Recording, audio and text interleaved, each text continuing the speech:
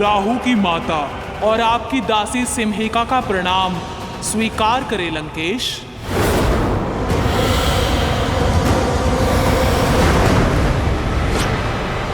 देखा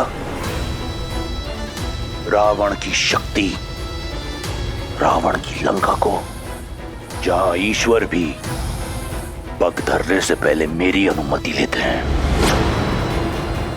कैसे आएगा वो तुच्छ वनवासी यहां? कैसे ढूंढ पाएगा तुम्हें? यहां धरा से लेकर वरुण तक सब मेरे दास हैं। मारा जाएगा बेचारा वनवासी तुम्हें खोजने के प्रयास में। जिन श्री राम ने कितनों को महासागर से पार किया, वो अपनी सीता के लिए ये सागर अवश्य पार करेंगे रावण। जिनके स्पर्श से शीला में भी प्राण आ जाते हैं, उन्हें ये सागर स्वयं मार्ग देगा।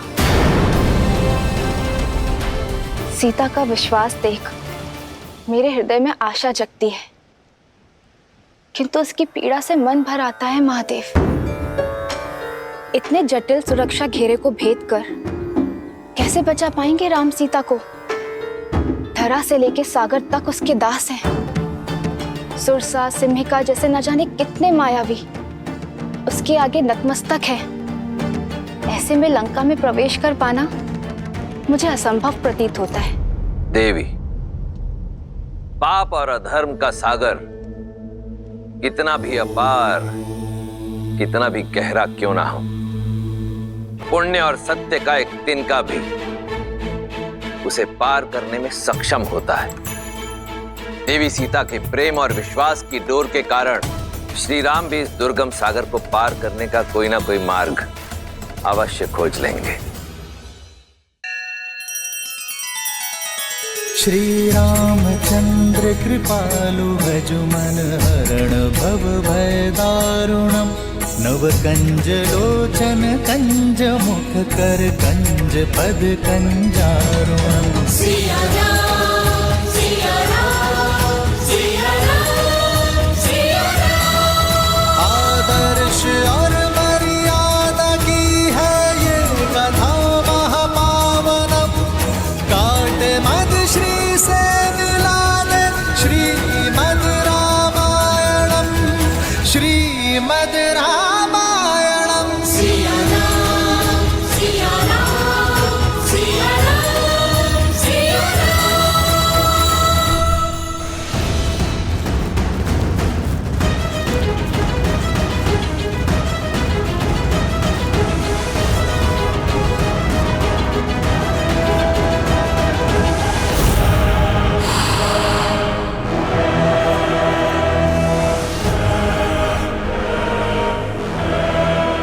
लक्ष्मण, हमें दूसरी ओर से जाना होगा।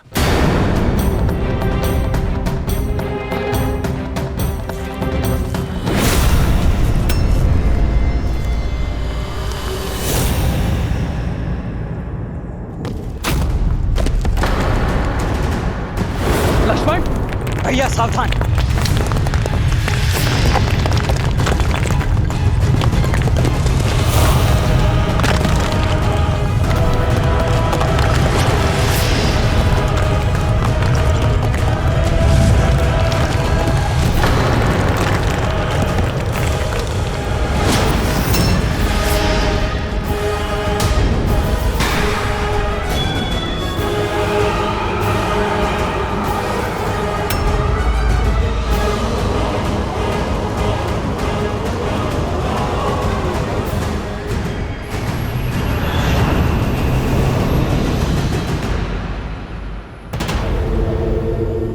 वन के दुखों का अंत हुआ।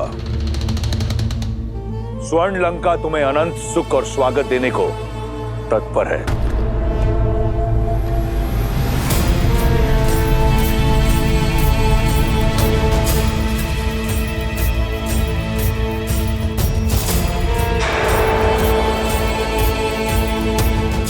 मुझे ज्ञात था कि एक बाण से 2 लक्ष्य तो केवल मेरे रावण भैया ही भेज सकते हैं।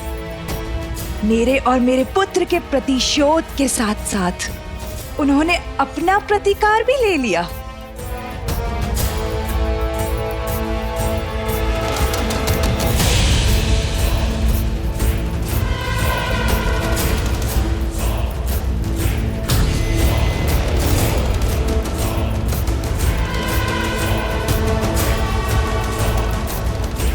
पुष्पक,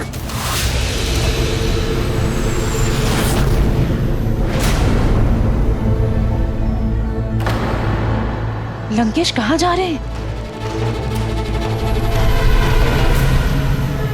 पुष्पक,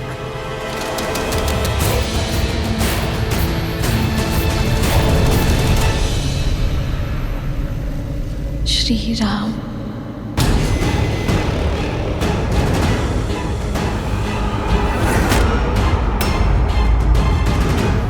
मृत्यु की मार्ग पे जा रहे हो, ना चीख रहे हो, ना भय से कांप रहे हो। कौन हो तुम जिसको मेरा भय नहीं? भय भी स्वयं जिससे भयभीत है, वो तुमसे क्यों भयभीत होगा राक्षस? ठीक से देखो, ये वही हैं जिन्होंने सहस्त्र गजों की शक्ति से युक्त तारका का वध किया, अति बलशाली विराट का संहार किया, हर और दूषण समेत 14 सहस्त्र राक्षसों को काल का भोज बना दिया। तो जो सिंह का घेट करते हैं, वो भला तुम जैसे मूषक से क्यों भयभीत होंगे? मेरा अंत करना सरल नहीं। मुझे तब मारोगे जब मेरी मुट्ठी खुलेगी, और मेरी मुट्ठी खुलेगी नहीं। अब भैया, इस समस्या का जड़ से ही अंत कर देते। किसने कहा कि हमें तुम्हारी मुट्ठी खोलनी है? हमें तो वो भुजा ही काट देनी है जिससे तुम्हारी मुट्ठी जुड़ी है।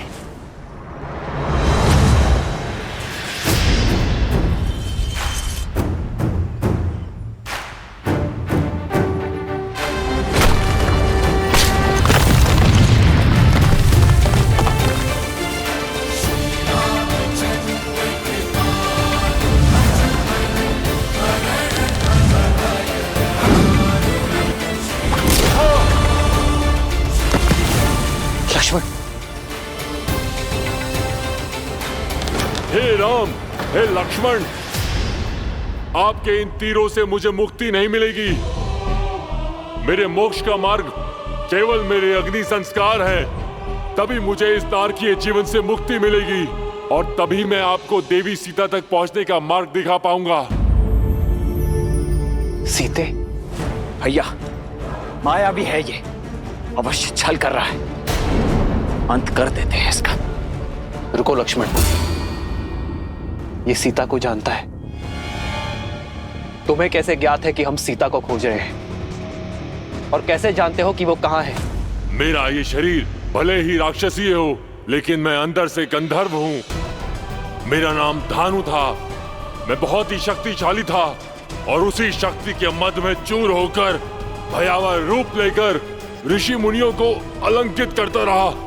और एक दिन अज्ञानतावश मैंने ऋषि स्थूलशिला को उत्पात दिखाया, और उन्होंने मुझे इसी रूप में रहने का श्राप दे दिया, और क्षमा मांगने पर मुक्ति का मार्ग बताया। और जब श्री राम अपने भाई लक्ष्मण के साथ माता सीता को खोजने आएंगे, तभी होगा मेरा मोक्ष। रूप चला गया, किंतु शक्ति का अहंकार नहीं गया। इंद्रदेव को युद्ध के लिए ललकारा था मैंने, और जब उनके वज्र के प्रहार से मेरा सिर मेरे पेट में घुस गया, तब से ये धानु कबंध कहलाने लगा। वर्षों से अपने मुक्तिदाता श्री राम का ही मार्ग देख रहा हूं मैं। तो अब मुझे मेरी सीता का पता बताओ। बताओ कि वो कहाँ है, किस हाल में। उसके लिए आपको मुझे इस राक्षस देह से मुक्त करना होगा। तभी अपने दिव्य दृष्टि से आपका मार्गदर्शन कर पाऊंगा। शीघ्र ही मुझे जीवित जलाकर मुक्त कीजिए श्री राम। नहीं, किसी को जीवित जलाना महापाप की श्रेणी में आता है। ये मैं नहीं करूंगा। किसी के कष्टों का अंत करना पाप नहीं पुण्य है श्री राम। अब और विलंब मत करिए, मुझे मोक्ष दीजिए ताकि मैं आपको देवी सीता का समाचार दे सकूं।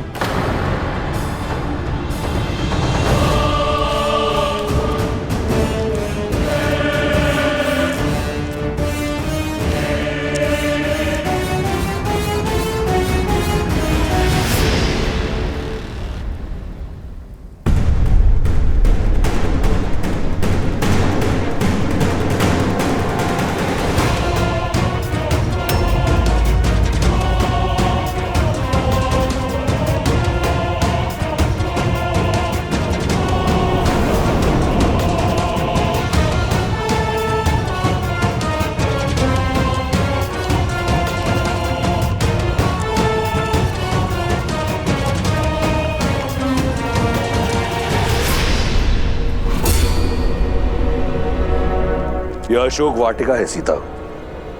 यहां देवता भी पग नहीं धरते।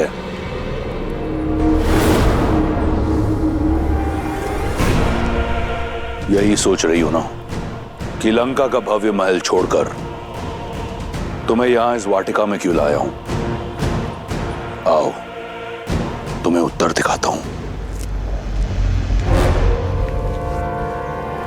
देखो देखो अपने प्रतिबिंब को। वन के कष्टों ने तुम्हारे दिव्य रूप की क्या दशा बना दी है। वल्कल वस्त्रों में लिपटी सीता वो सीता नहीं जिसका परिपूर्ण सौंदर्य मैंने मिथिला में देखा था, जिसे ना पाने की कुंठा आज भी वो एक शत्रु है जिसे मैं परास्त नहीं कर पाया। लंका में माटी से मुरझाई सीता नहीं, स्वर्ण सी चमकती सीता जाएगी। सुंदर आभूषणों और वस्त्रों से सज सीता लंका के महारानी के रूप में मेरे साथ यहां अशोक वाटिका से जाएगी। सीता केवल श्री राम के साथ जाएगी। जब तक इस सीता के शरीर में प्राण है तब तक उसके रोम रोम में केवल श्री राम है। तुम्हारे इन शब्दों का बुरा नहीं लगा मुझे। मैं समझता हूं वियोग की पीड़ा है, धीरे धीरे जाएगी। परंतु मेरा विश्वास करो, अशोक वाटिका का यह सौंदर्य तुम्हारा मन मोह लेगा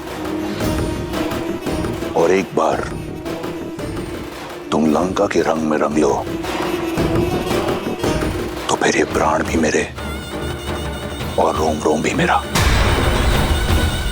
मैं जानता हूं बहुत बड़ा निर्णय है,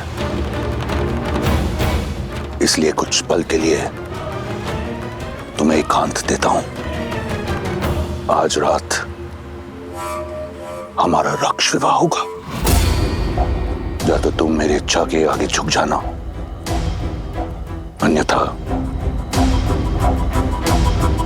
तुम्हें झुकाने का कोई ना कोई मार्ग मैं ढूंढ लूंगा।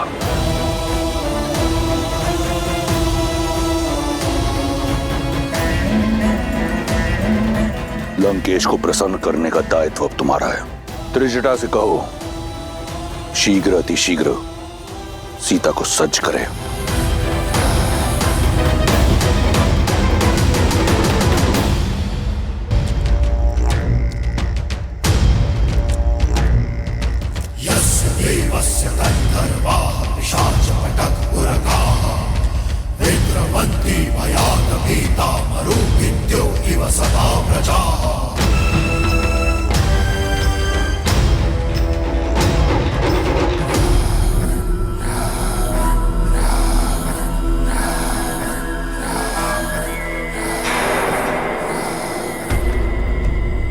जिन मुखों पर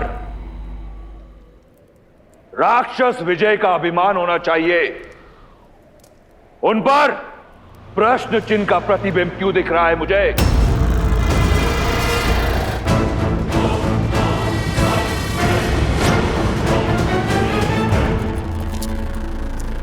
जब विजय का मूल्य विजय से बड़ा हो तो उसका तेज कम हो ही जाता है पिताश्री।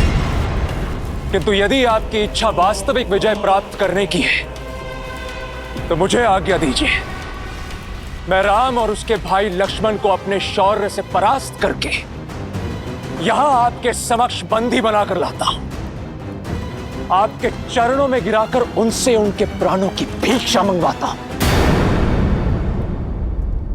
किंतु एक शक्तिहीन एकाकी स्त्री को यूं छल से विवश करना,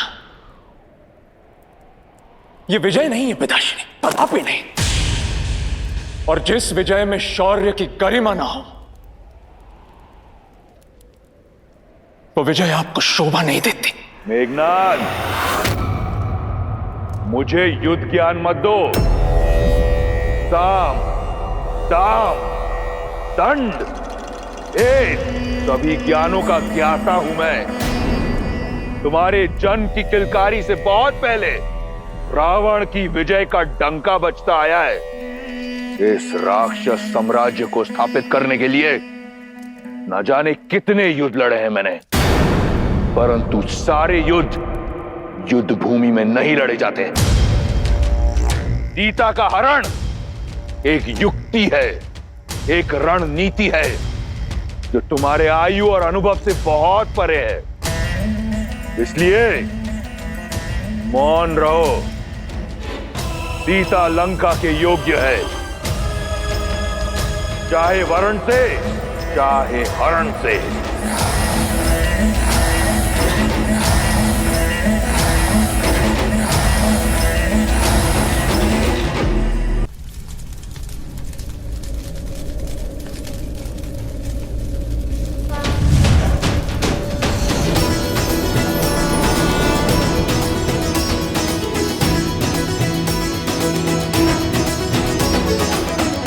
मुझे मुक्त करने के लिए धन्यवाद रघुनंदन। अब मेरी सीता की क्या सूचना दे सकते हैं आप? श्री राम, वो दुष्ट रावण माता सीता को दक्षिण की ओर लेके गया है और वो वहां पर लेके गया है जहां पर मेरी दिव्य दृष्टि भी नहीं पहुंच सकती। किंतु इतना अवश्य देख सकता हूं कि आप जिस मार्ग पर जाएंगे वहां पर आपको समर्थन और समर्पण दोनों ही प्राप्त होंगे। आप ऋषिमुख पर्वत पर जाइए, वहां पर आपको वानरराज सुग्रीव मिलेंगे जो आपको सीता माता तक पहुंचाने में आपकी सहायता करेंगे। और ये ऋषिमुख पर्वत जाने का मार्ग?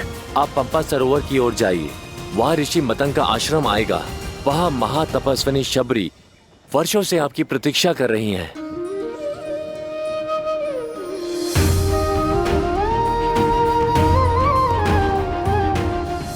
उनकी प्रतीक्षा का अंत भी होगा और साथ ही साथ आपकी आगे की यात्रा का आरंभ भी होगा। और वही आपको बताएंगी कि किससे समर्पण और किससे समर्थन आपको प्राप्त होगा और आप अपनी पत्नी तक कैसे पहुंच पाएंगे।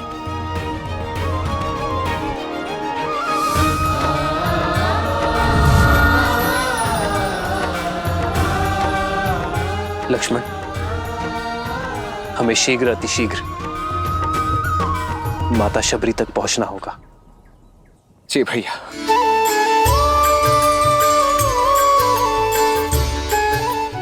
मेरे राम,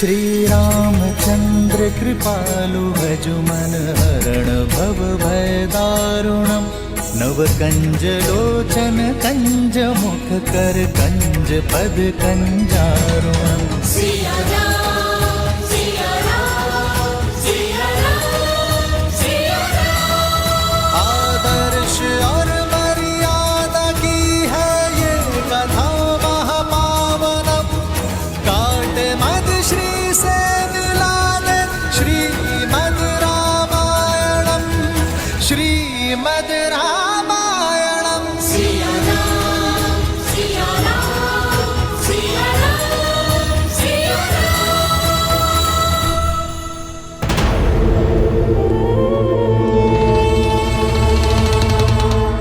मौन क्यों हो विभीषण? आज मेरे किस निर्णय ने धर्म का वध कैसे किया, बताओगे नहीं? भैया,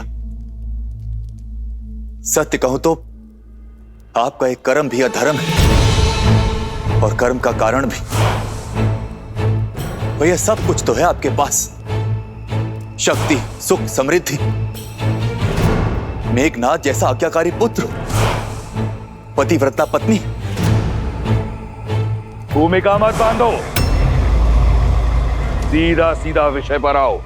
भैया, स्त्री चाहे शत्रुकुल की ही क्यों ना हो, वो सम्मान की अधिकारिणी है और स्त्री का हरण अधर्म है, पाप है।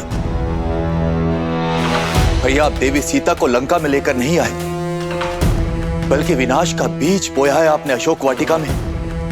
किसी की हाय नहीं लेनी चाहिए, मेरा परामर्श मानिए।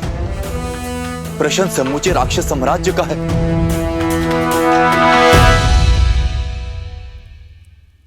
श्री राम को उनकी सीता लौटा दीजिए भैया।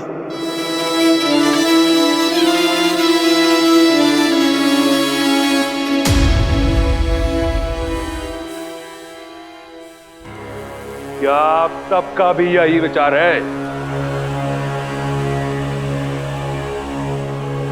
दया आती है मुझे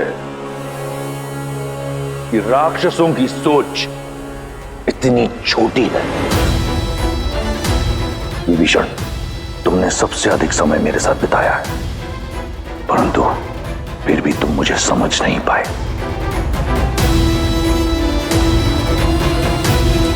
इस सभा में उपस्थित हर राक्षस मेरी दूरदर्शिता से कोसों दूर है।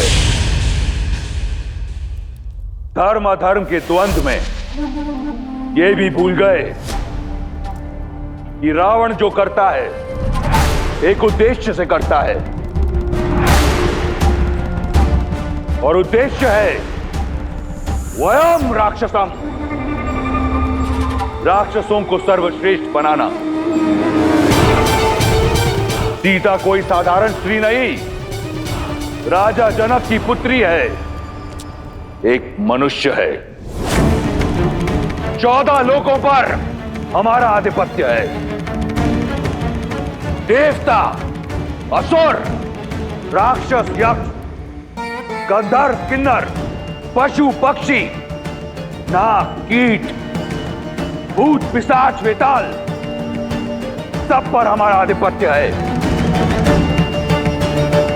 केवल मनुष्य ही हैं जिन पर हम अपना आधिपत्य स्थापित नहीं कर पाए, और सीता को यहां लाकर उससे रक्त विवाह करने का उद्देश्य यही है कि एक बार सीता हमारी हुई तो राक्षसों और मनुष्यों में एक सेतु बनाऊंगा मैं। एक ओर शूर्पणखा का प्रतिशोध पूरा होगा और दूसरी ओर मनुष्यों पर मैं अपना आधिपत्य स्थापित करूंगा बिना कोई रक्त पाए। अब कहो, क्या सहस्त्र प्राण बचाना अधर्म है? क्या अपनी संस्कृति को शिखर तक ले जाना पाप है? क्या मैं एक अधर्मी हूं, पापी हूं? कदापि नहीं भैया। मेरे भैया ने जो किया वो लंका के लिए किया, राम और लक्ष्मण ने मेरे सम्मान पर प्रहार किया और हमारे मान पर वार किया। ये दंड सीता को अवश्य मिलना चाहिए। हाँ, लंकेश ने उचित किया। हाँ, लंकेश ने उचित किया। हाँ, लंकेश ने उचित किया।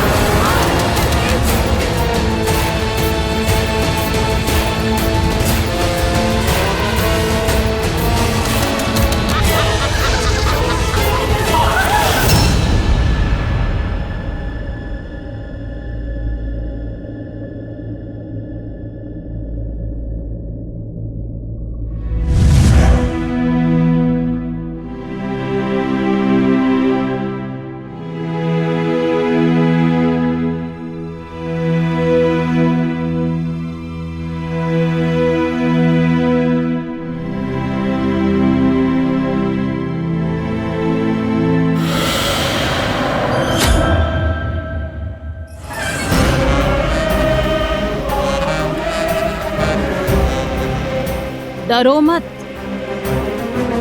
त्रिजटा तुम्हें मारने नहीं आई है। मैं तो सिर्फ ये देखने आई थी कि विधाता ने तुम्हें कैसे गढ़ा है। जिस लंकेश से विवाह करने के लिए तीनों लोक की सुंदरियां मरती हैं, उनका प्रस्ताव ठुकरा दिया तुमने। भला ऐसा कैसा साहस छिपा है इस कोमल काया में?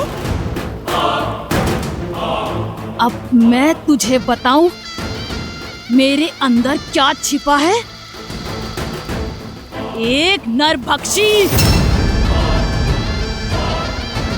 प्रार्थना करना कि लंकेश्वर तुम्हें स्वीकार कर ले, अन्यथा मैं तुम्हें अपना आहार बनाऊंगी। श्री राम, श्री राम। जिसका मंदिर अगर उसी देवता को पुकारा जाए तो इच्छा पूर्ण होती है मूर्ख। लंका का देव केवल दशानन है। अब तुम्हें केवल वही बचा सकते हैं। इसलिए राम का नाम भूलकर रावण के नाम का जप करना प्रारंभ करो।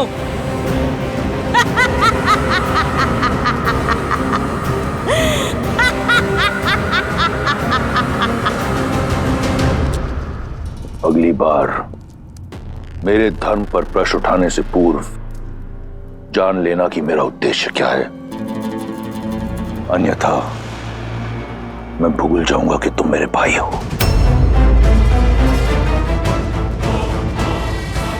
एक बात आपको भी स्मरण रखनी चाहिए दशानन, कि वो एक पतिव्रता नारी है। उसके श्राप की शक्ति पूरे असुर साम्राज्य को लील सकती है। उस पर वो उस जाति से है जिससे आपको अभेदान नहीं है। इसलिए कुछ भी करने से पूर्व आप सोचिएगा अवश्य। सोच भी रहा हूं और देख भी रहा हूं कि पराई स्त्री की बहुत चिंता है तुम्हें। क्या मेरी बहन एक स्त्री नहीं? जब उसका अपमान राम ने किया तब उसने क्यों नहीं सोचा कि वो भी लील सकता है? क्यों नहीं कोसा तुमने उस राम और लक्ष्मण को जब उन दोनों ने मेरी बहन के अंग भंग किए? मेरे अजय भाई खर और दूषण और मेरे इतने सारे रिश्तेदारों का संहार किया। क्यों मौन थी तुम?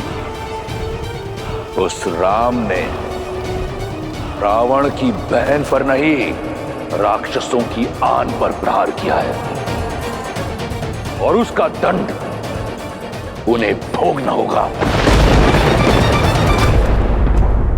ये घटना संपूर्ण संसार के लिए एक सीख होगी कि रावण के अभिमान और लंका के मान पर यदि प्रहार हुआ तो उसका प्रतिशोध होगा।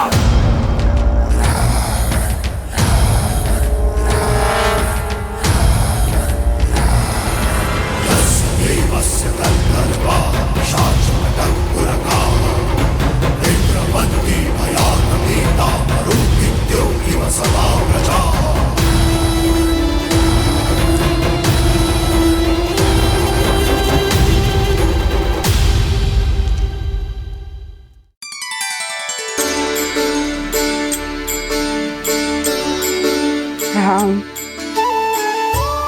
राम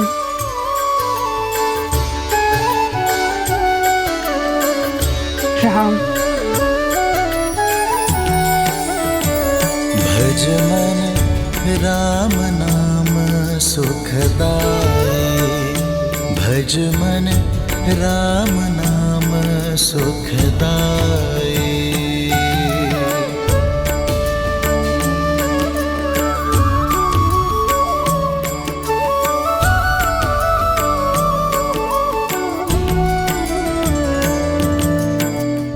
जी दर्शन से तर जाए नैया, तीही सूरत मन भाई।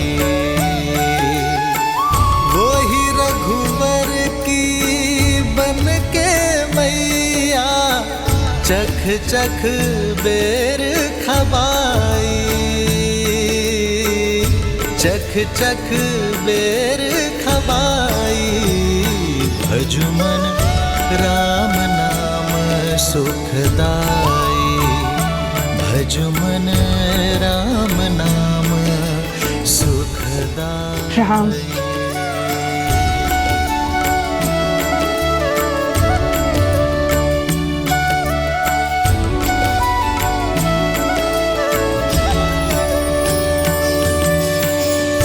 मात प्रेम से बड़ा नहीं कछु, धन्य हो शबरी माई।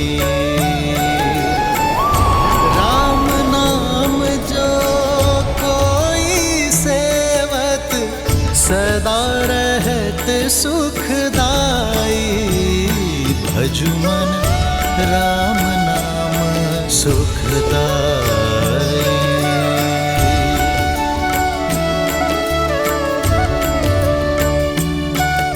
राम राम आएंगे।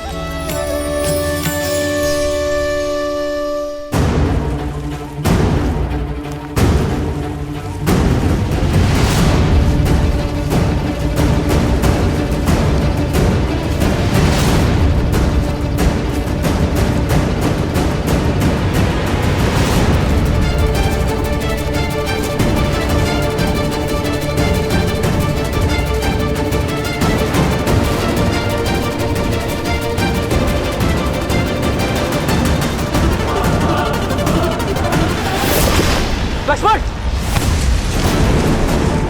लक्ष्मण!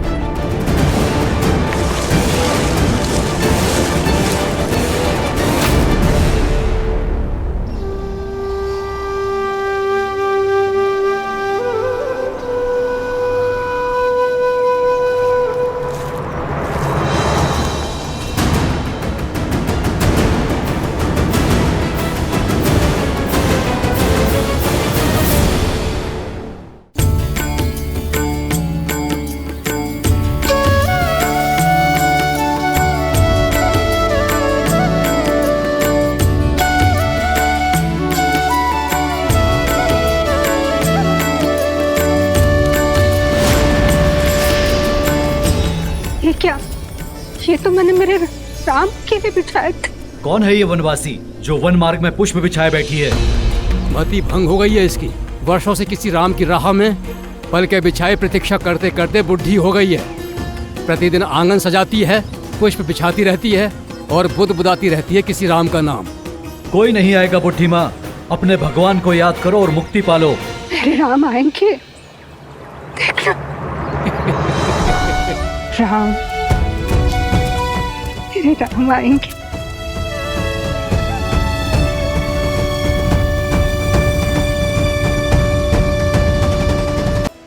प्रेम का असली आनंद तो प्रतीक्षा में है देवी। देखिए ना, देवी शबरी कैसे श्री राम के लिए प्रतीक्षारत है। सत्य तो यह है कि ये इस श्री राम गाथा का अत्यंत महत्वपूर्ण पल है। परंतु महादेव, श्री राम से तो कितने ही प्रेम करते हैं, फिर शबरी उनकी यात्रा में इतनी महत्वपूर्ण क्यों? जीवन में हमें दो ही प्रकार के व्यक्ति मिलते हैं। एक वो जो जीवन यात्रा में मिलते हैं, दूसरे वो जो हमारी जीवन यात्रा को दिशा देते हैं। देवी शबरी उसी श्रेणी में आती हैं जहां एक और श्री राम का जीवन शौर्य, प्रतीक्षा और विश्वास की जीत की यात्रा है, तो वहीं दूसरी ओर देवी शबरी उसी यात्रा का प्रतीक है जो अपने धैर्य, भक्ति और समर्पण के कारण एक ऐसा पुष्प बन चुकी हैं जो अनंत काल तक श्री राम गाथा को महकाती रहेंगी। देवी, सत्य तो यह है कि देवी शबरी के चरित्र में से यदि कोई एक भी गुण कोई मनुष्य अपने चरित्र में समाहित कर ले तो उसका जीवन धन्य हो जाएगा। अद्भुत। जिस शबरी के गुण गाते स्वयं महादेव नहीं थक रहे हैं, उस शबरी का परिचय मुझे भी दीजिए। अवश्य देवी। भीलों के कुनबे के एक मुखिया लखुता भील की इकलौती पुत्री थी शबरी। भोली, पवित्र, जो भौतिक नहीं मन के सुख चाहती थी। माता पिता ने छोटी आयु में ही शबरी का विवाह निश्चित कर दिया, परंतु शबरी, भक्ति और वैराग्य में लीन शबरी विवाह के बंधन में बंधना स्वीकार नहीं कर पाई। अपने घर परिवार को सदा के लिए छोड़ शबरी पंपा सरोवर के तट पर आ पहुंची।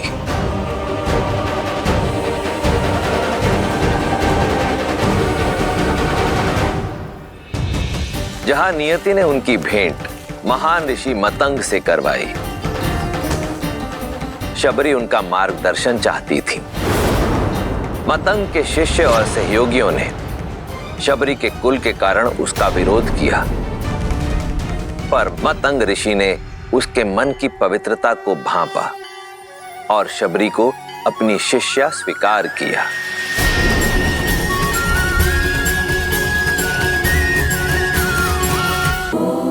फिर ऋषि मतंग के सानिध्य से आरंभ हुई शबरी की आध्यात्मिक यात्रा। परंतु हर मनुष्य को समय पूरा होने के बाद जाना पड़ता है। ऋषि मतंग के जाने का भी समय आया।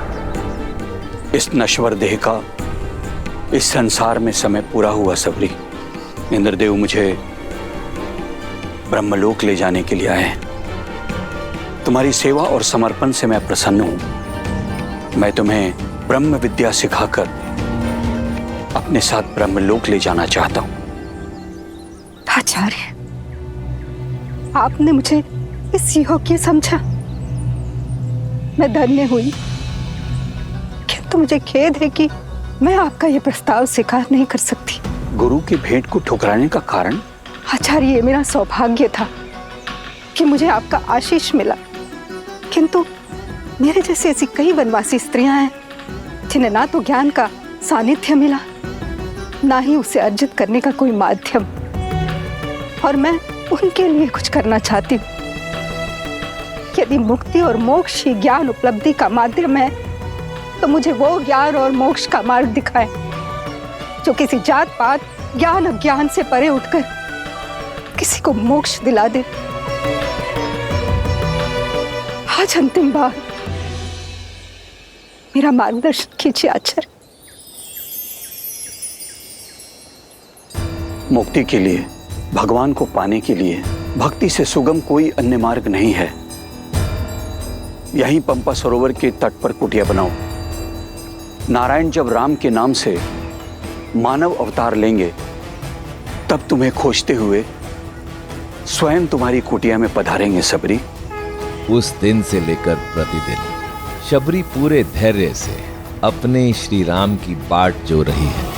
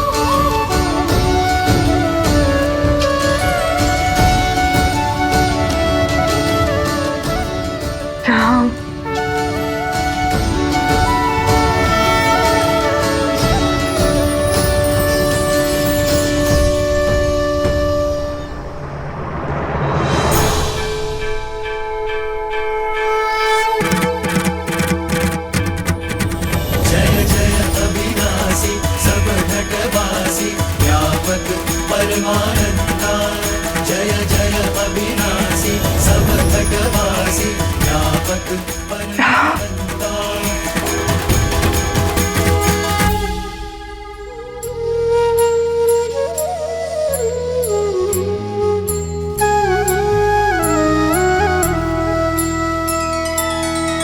श्री रामचंद्र कृपालु भजु मन हरण भव भय दारुणम नव कंज लोचन कंज मुख कर कंज पद कंजारुणम। भगवान के अवतार का केवल नहीं गुणगान है, कैसे नारायण बने नर इसका पावन ज्ञान है। श्री राम श्री राम श्री राम श्री राम।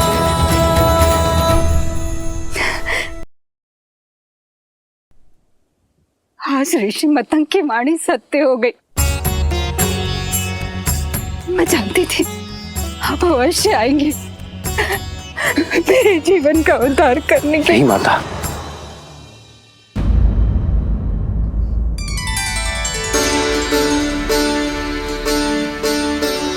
आप मेरे लिए माता समान हैं और माँ पुत्रों के पग नहीं छूती, वो उन्हें आशीष देती है। माता, आपने मुझे माता कहा। जो बरसों अपने पुत्र की प्रतीक्षा करे, जो उसके सत्कार के लिए सदैव तत्पर हो, उसे माता नहीं तो क्या कहूं माता।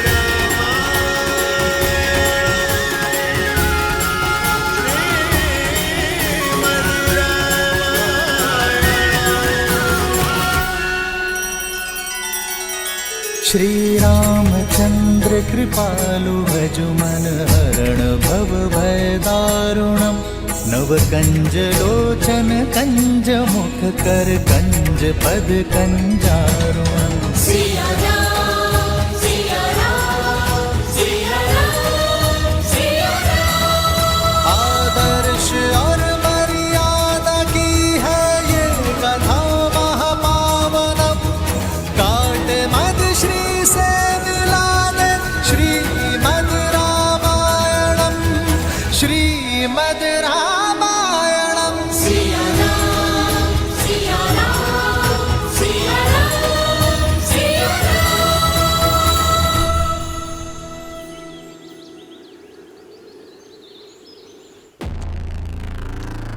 सर्वश्रेष्ठ श्रृंगार चाहिए मुझे, शीघ्र अतिशीघ्र।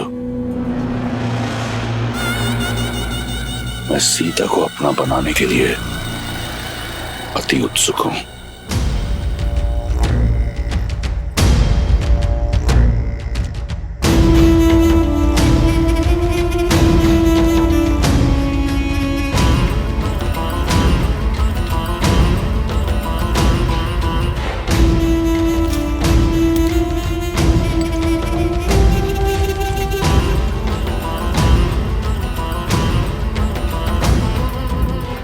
ये श्रेष्ठ पोशाक है लंकेश, आपके जीवन के सबसे श्रेष्ठ पल के लिए।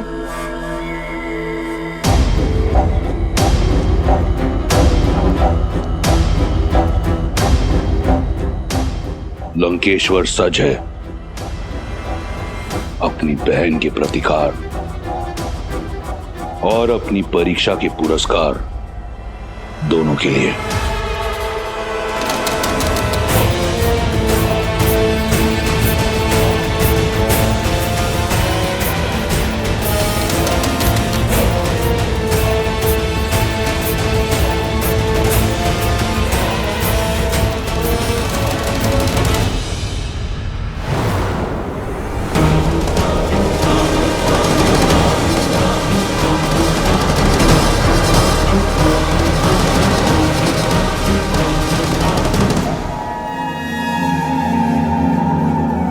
वयम राक्षसम त्रिजटा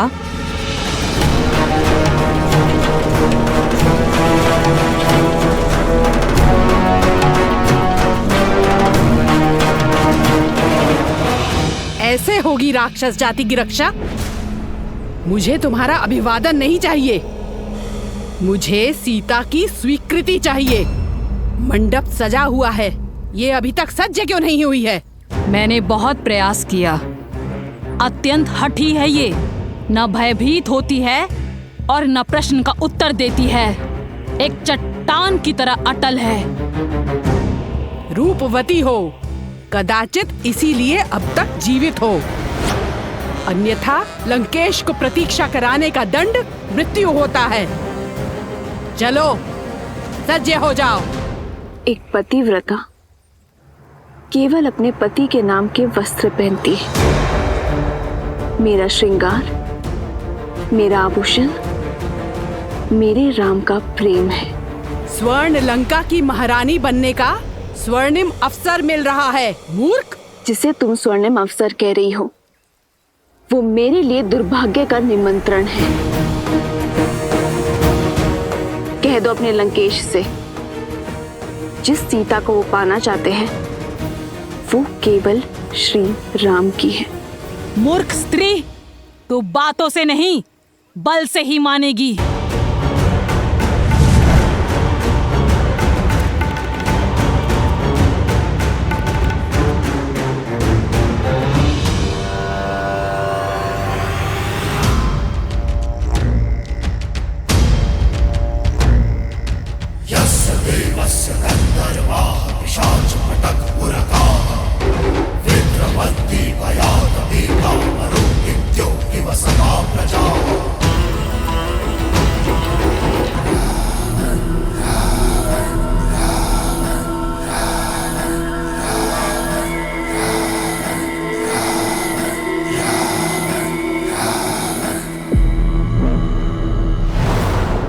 कहाँ है मेरी वधू?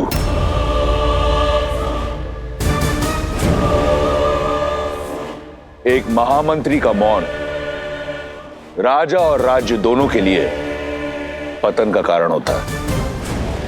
प्रहस्त, उत्तर दो।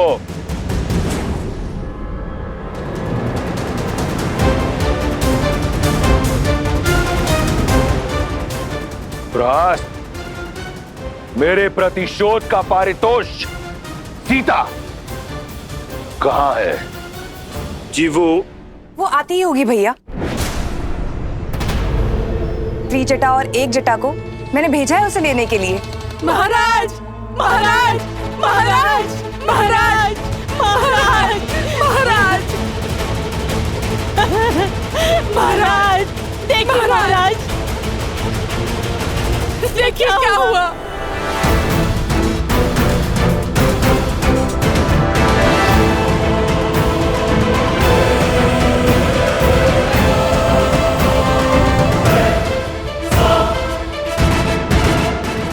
कैसे हुआ ये सब?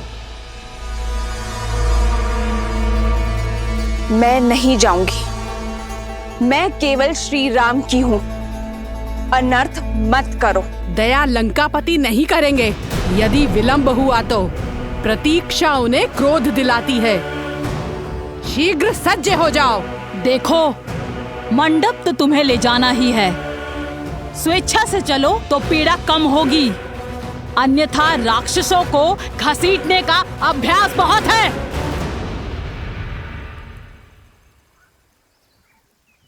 श्री राम, श्री राम। त्रिजटा, इसका दंभ तोड़ने में मेरी सहायता करो। श्री राम, श्री राम, श्री राम, श्री राम, श्री राम, श्री राम।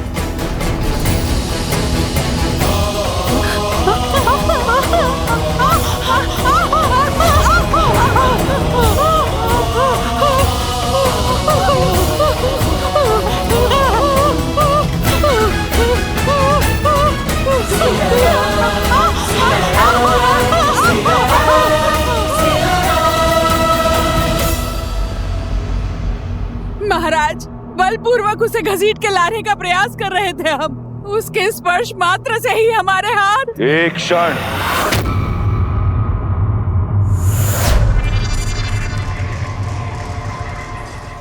पुनः कहो, क्या किया तुमने? हम बलपूर्वक उसे घसीट के लाने का प्रयास। मौन! अपमान किया है तुमने, लंका की भावी महारानी का।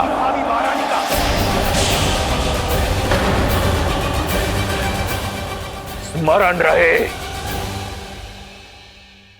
मेरा विवाह होना है उससे। लंका की होने वाली महारानी को पशुओं की भांति घसीटा तुमने। अगर ये भूल दोबारा हुई तो जीवित जला दूंगा। मैं स्वयं जाऊंगा उसे लेने।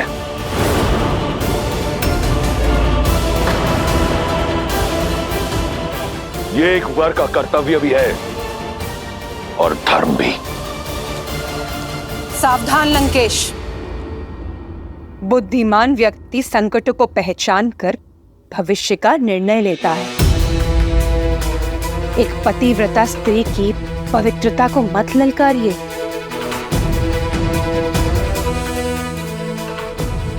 अभी तो केवल एक जटा और त्रिजटा के हाथ जले हैं। कहीं ऐसा ना हो सीता की कोमल काया से निकलने वाली पवित्रता की कठोर अग्नि संपूर्ण लंका को भस्मी कर दे।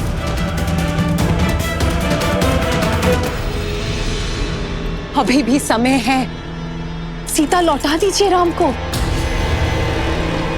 भैया, मंदोदरी भाभी उचित कह रही, हमें श्री राम को उनकी सीता। मौन!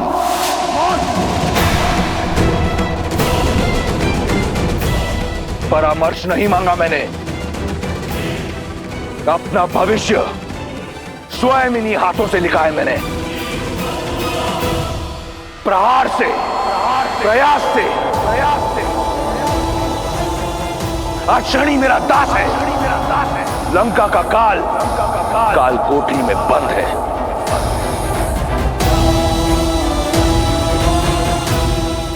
और अपनी भाग्य रेखा में मैं सीता को स्वयं लिख चुका हूं।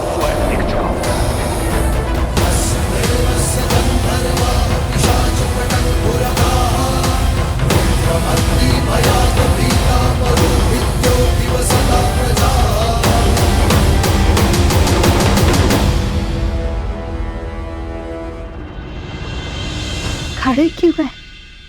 थक कर आए होंगे ना। चलिए अंदर आकर मेरी कुटिया में विश्राम कीजिए।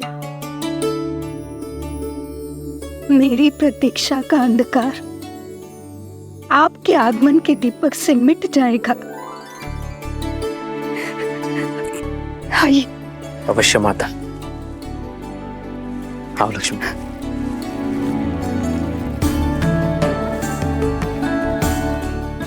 आइए।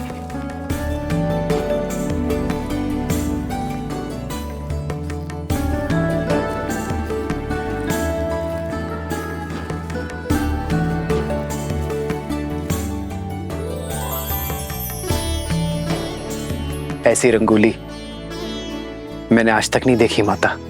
इसमें आपकी भक्ति का ही तो रंग है राम। आइए आइए बैठिए।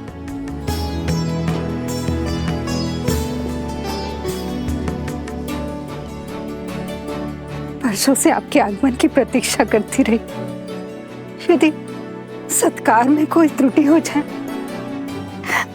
तो मुझे क्षमा करें राम। माँ की ममता हर कमी पूरी कर देती है। आपको क्षमा मांगने की कोई आवश्यकता नहीं है।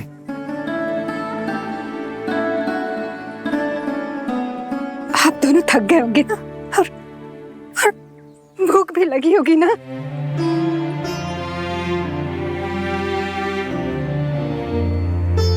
हाँ माता, भूख तो बहुत लगी है। कुछ खिलाइए ना। मैं अभी लाई राम, अभी लाई।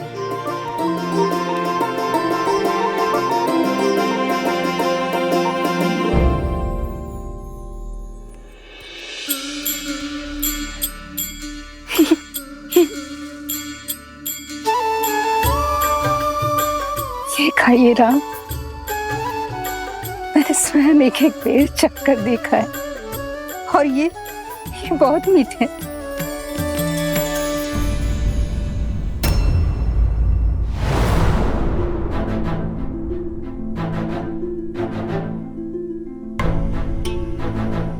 अतिथि को झूठे भेर खिलाएंगी आप?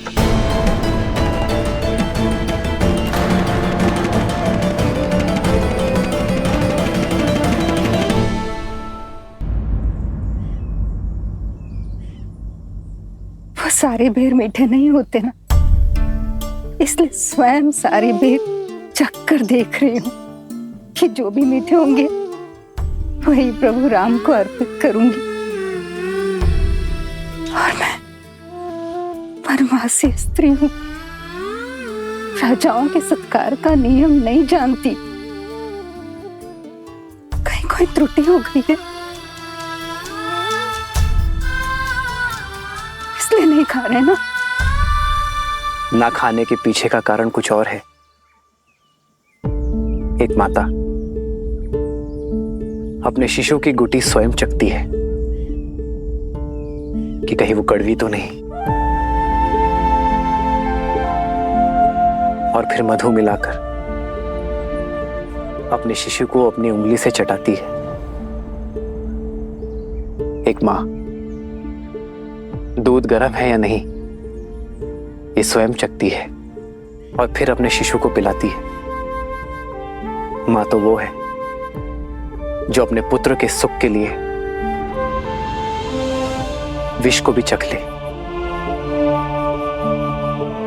जो व्यंजन माता बनाए, पुत्र को उसे मां के हाथों से खाने में ही आनंद आता है। आपके हाथों से बेर और मीठे लगेंगे माता। मेरे हाथ से खाओगे राम? मेरे हाथ से? क्यों नहीं माता। आज आपको देखकर बरसों बाद ऐसा लगा जैसे मेरी तीनों माताएं मिल गई मुझे। माता,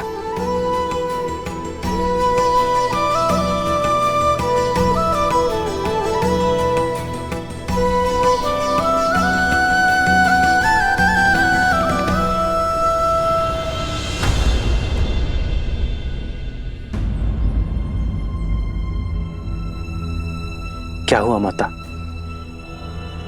आप रुक क्यों गई?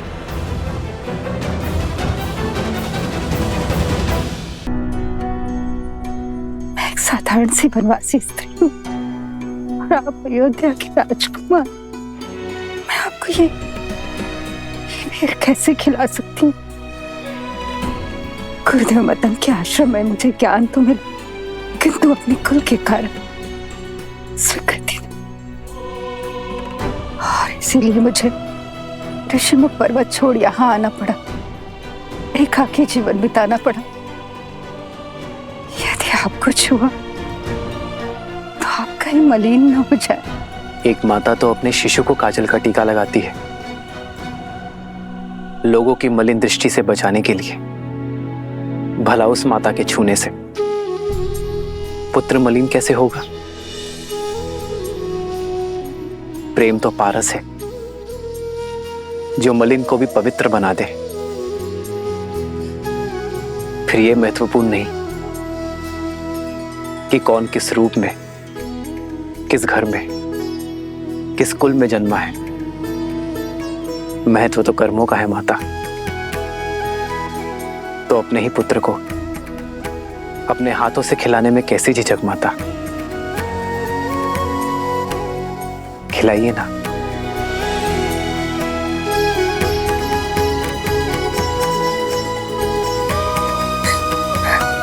ये खाओ राम, ये बहुत मीठा है, ये खाओ। हाँ?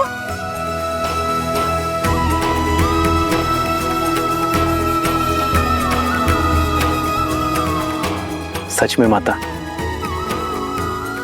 ये तो अमृत सा मीठा है।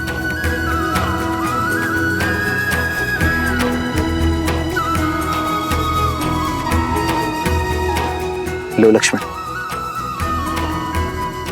माता के हाथ का प्रेम और स्वाद है इसमें। खाओ।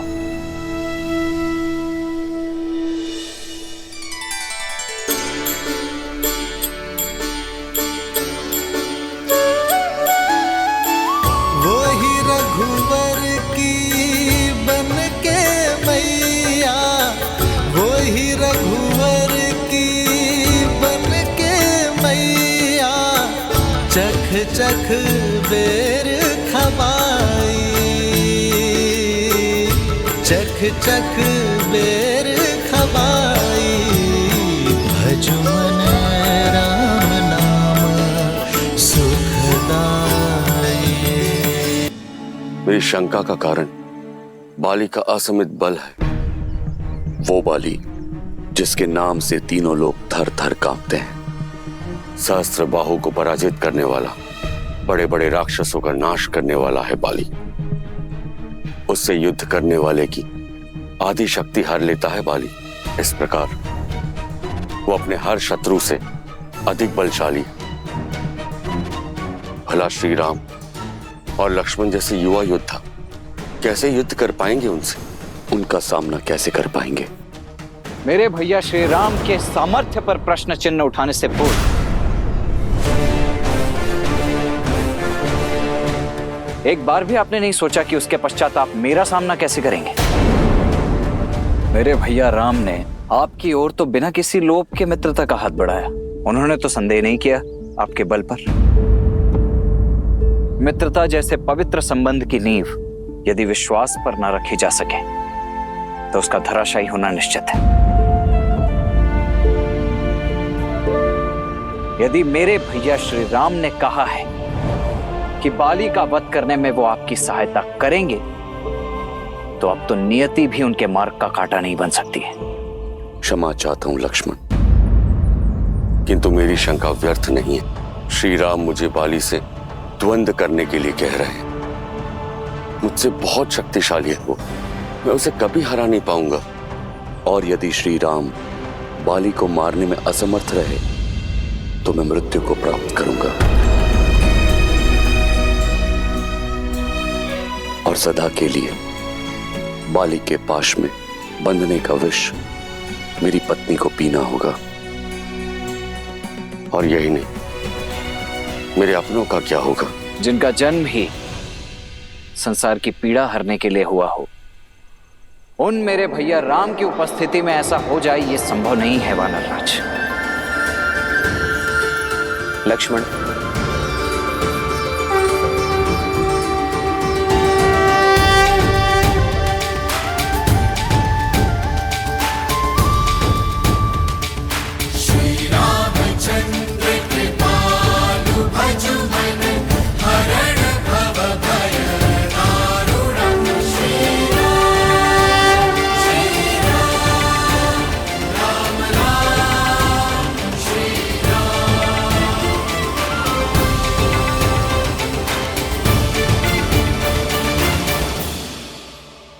एक मित्र की शंका दूर करने का दायित्व दूसरे मित्र का होता है,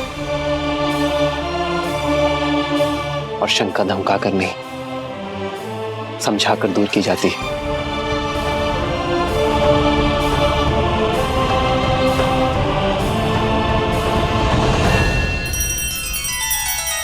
श्री रामचंद्र कृपालु भजु मन हरण भव भय दारुणम। नव कंज लोचन कंज मुख कर कंज पद कंजारुणम। सिया राम, सिया राम, सिया राम, सिया राम। आदर्श और मर्यादा की है ये कथा महापावनम। काट मद श्री से मिलाने श्रीमद् रामायणम, श्रीमद् रामायणम। सिया राम, सिया राम, सिया राम, सिया राम।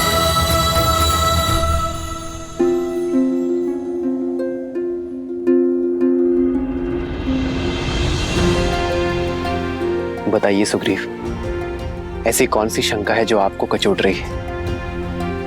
मैं आपके हर संदेह को समाप्त करने का प्रयास करूंगा।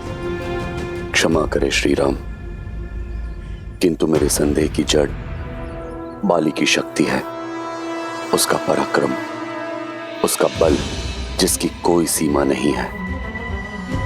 एक बार अति बलशाली राक्षस दुंदुभि, जिसका शरीर पर्वत के समान था, जिसके नाम से मानव और दानव ही क्या देवता भी थर थर कांपते थे। उस दुंदुभी ने किष्किंधा आकर बाली को चुनौती दी।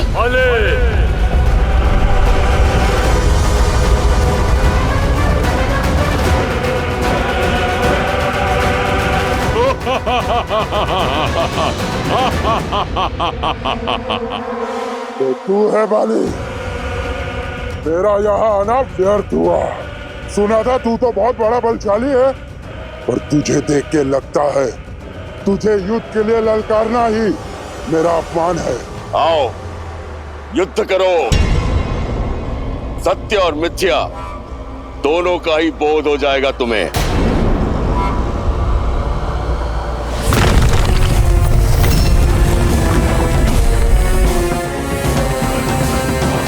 आनंद आएगा। अब अपनी मृत्यु के लिए सज्ज हो जाओ बाली।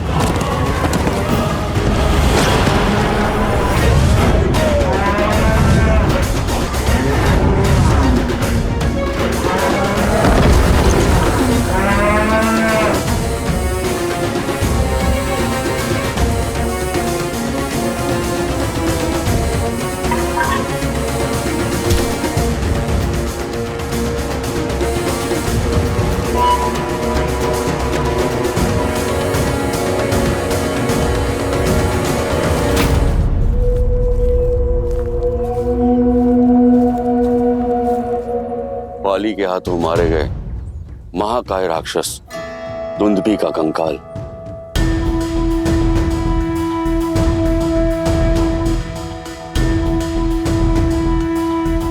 परसों से आज भी इस ऋषिमुख पर्वत पर पड़ा। आज तक किसी में इतना साहस, इतना सामर्थ्य नहीं कि इसे लेश मात्र भी हिला पाए। ना अकेले ना समूह में। सोचिए, जिसके कंकाल में इतना बल हो वो दुंदुभी कितना शक्तिशाली होगा, और उस दुंदुभी को उठाकर योजनों दूर तक फेंक देने वाले बाली किस बल का स्वामी होगा। महाराज, आप मेरे प्रभु पर विश्वास रखिए, वो आपकी हर एक समस्या का निवारण करेंगे।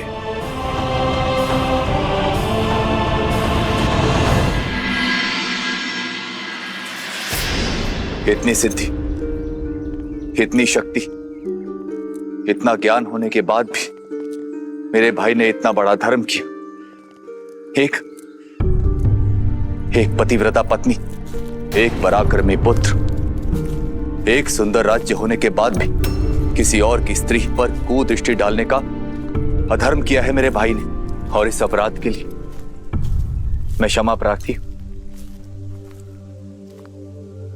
जब जानते हैं तो रोका क्यों नहीं अपने भाई को? विवश हूं देवी। हठी है मेरा भाई, वो अपनी हट से नहीं हट सकता और मैं अपने धर्म से प्रण लिया था मैंने कि अपने भाई को धर्म के मार्ग पर ले जाने का प्रयास करता रहूंगा जीवन भर। इसीलिए उनके साथ हूं और सदैव उनके साथ रहूंगा। धर्मो रक्षितः रक्षित। आप चले थे अपने भाई का हाथ पकड़कर धर्म के मार्ग पर ले जाने, पर उनका हाथ पकड़कर कहीं स्वयं अधर्म के मार्ग पे तो नहीं निकल गए? कहीं ना कहीं आपके चयन का मार्ग दूषित तो नहीं हो गया है? क्योंकि धर्म सदा न्याय के साथ खड़ा होता है, अन्याय की ओट में नहीं। आपका आपके भाई का साथ देना आपका धर्म नहीं, भय से उपजी विवशता है। और ये विवशता आपके भाई की रक्षा नहीं, उनका नाश करेगी।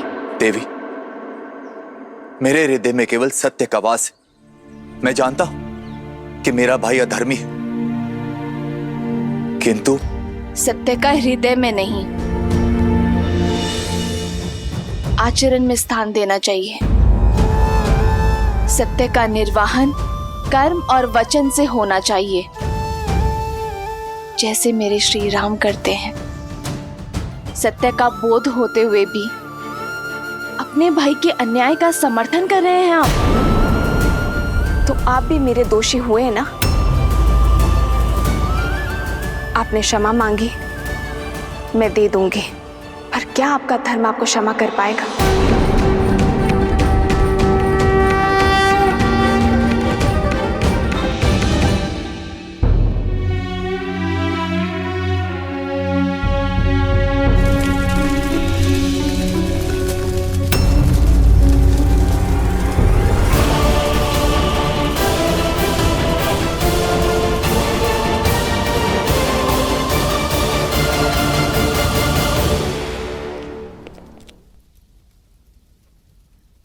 प्रणाम माता। मेघनाथ, इन जलते दीपकों ने तो मंदिर की शोभा और बढ़ा दी। अग्नि में बहुत शक्ति होती है पुत्र। जब अग्नि दीपक को जलाती है तो संसार में प्रकाश फैलता है, किंतु जब भी अग्नि ज्ञान को ही जला दे तो जग में केवल अंधकार फैलता है, केवल अंधकार। आपकी बातों में मुझे चिंता की परछाई दिखाई दे रही है। परछाई उस विनाश की है जो लंका को लील जाने वाली है पुत्र। सीता को पाने के मद में चूर तुम्हारे पिताश्री ने अपनी पुस्तकों, अपने ज्ञान के स्रोत को आज भस्म कर दिया है मेघनाथ।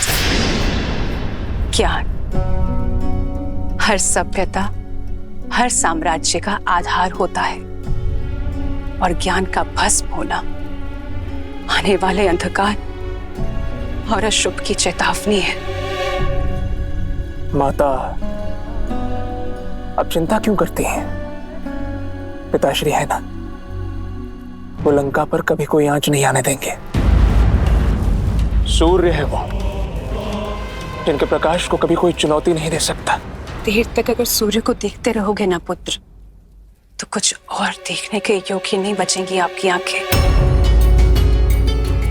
अपने पितृ भक्ति में इतने अंधे ना हो जाओ कि सत्य और असत्य का भेद ना कर सको।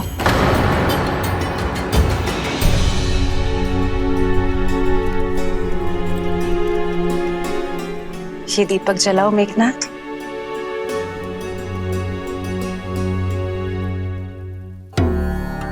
अग्नि से बाती भस्म हो जानी चाहिए, परंतु हुई नहीं। क्योंकि पहले दीपक के भीतर का तेल जलेगा माता, बाती नहीं। यही मैं तुम्हें समझाना चाहती हूँ पुत्र। अग्नि बाती पकड़ती है, पर पहले तेल जलता है। सारा तेल भस्म होने के बाद बाती राख बन जाती है। लंकेश के अहंकार और वासना की वाती ने अग्नि पकड़ ली है पुत्र, किंतु उन्हें अभी इस ताप का आभास नहीं होगा, क्योंकि पहले लंका का वैभव और उसके संसाधन जल जाएंगे, और जब उन्हें इस बात का एहसास होगा तब तक बहुत देर हो चुकी होगी पुत्र। मुझे भय है कि सीता के हरण पहले लंका तेल की भांति और उसके पश्चात हमारा पूरा परिवार बाती की भांति जल जाएगा मेघनाथ। केवल तुम इस विनाश को रोक सकते हो मेघनाथ।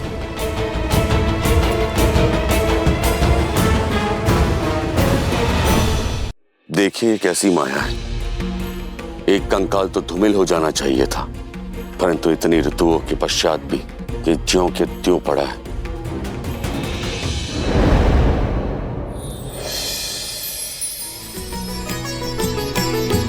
हो कह सुग्रीव सुनहु रघुबीरा, बाली महाबल अति रणधीरा।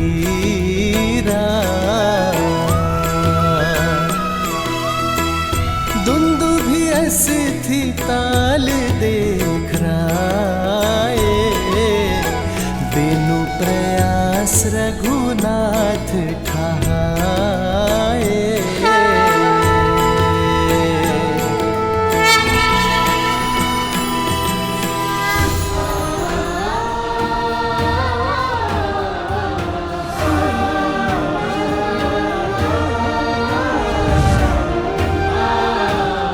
प्रभु श्री राम की, प्रभु श्री राम की, प्रभु श्री राम की। कहिए वानर राज, अब तो आपकी शंका समाप्त हो गई ना? जिस कंकाल को कोई लेस मात्र भी नहीं हिला पाया, उसे मेरे प्रभु के स्पर्श मात्र से योजन दूर फेंक दिया।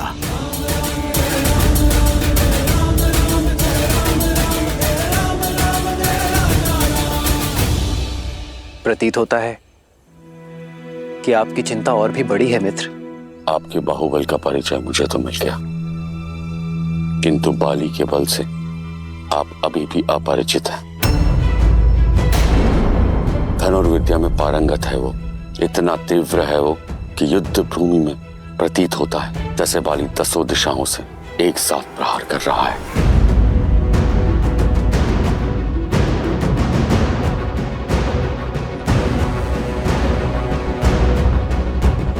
अपने एक बाण से साल के 7 वृक्षों को भेद सकता है वो, इतना प्रबल है उसका प्रहार।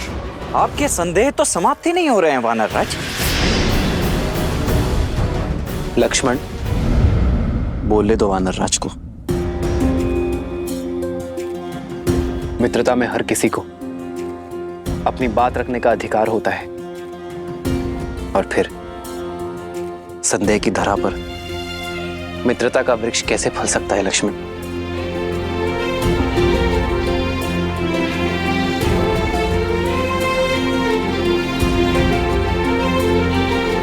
मैं आपके इस संदेह का अंत करने के लिए भी सजग हूं मित्र।